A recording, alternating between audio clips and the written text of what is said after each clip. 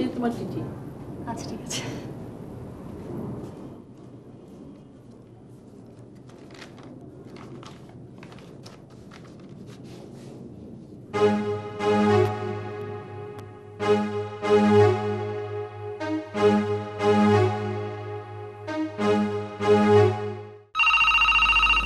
এই সামিনা, কি আশ্চর্য, ফোন ধরিস না কেন?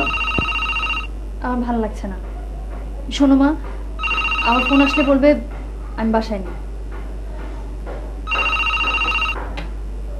হ্যালো, হ্যালো, আসসালামু আলাইকুম।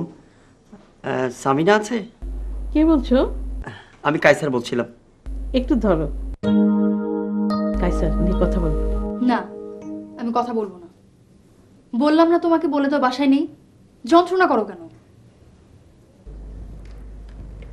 হ্যালো, ও তো বাসায় নেই। ও জি আচ্ছা, জি আসসালামু আলাইকুম।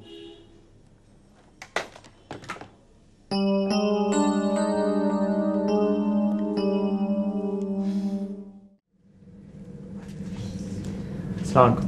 ওয়ালাইকুম সালাম। বসো বসো। তো কেমন আছো, কি খবর তোমার? জি ভালো। ইয়ে, সামিনা বাসায় আছে? দেখতে হবে, তুমি একটু বসো। জি।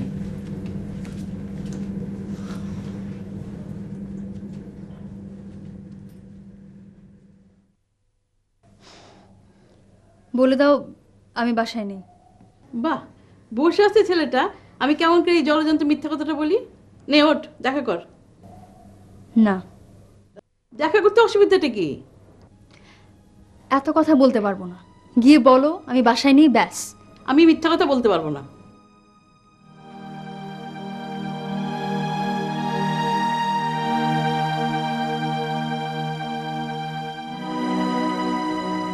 এখন এসব কথা কেন বলছো? কে তোমাদেরকে বলেছিল আমাকে এতিমখানা থেকে আনতে? এতিমখানা থাকতাম, ব্যাস, ওদের মতো করে বড় হতাম।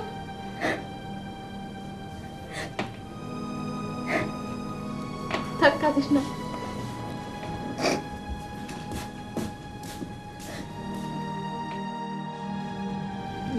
বাবা কায়সার, আসলে না সামিনার মনটা আজকে ভালো নেই। ও কারোর সঙ্গে দেখা করতে চাইছে না, কথা তো বলছেই না। আমি একটু ওর সাথে কথা বলে বুঝতে পারতাম ও কোন ঘরে। ও তো ঘরের দরজা বন্ধ করে দিয়েছে।